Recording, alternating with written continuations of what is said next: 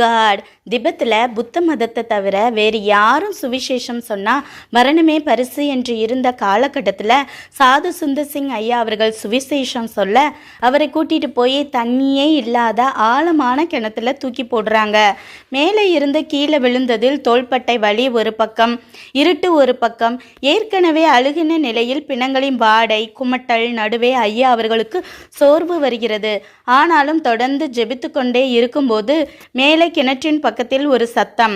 ஒரு ஆள் இருந்து பெரிய கயிறை பிடித்து கொண்டு ஏறி வர சொல்ல வெளியே வந்து நன்றி சொல்லுவதற்குள் ஆளையும் காணோம், தோள்பட்டை வலியும் காணோம்.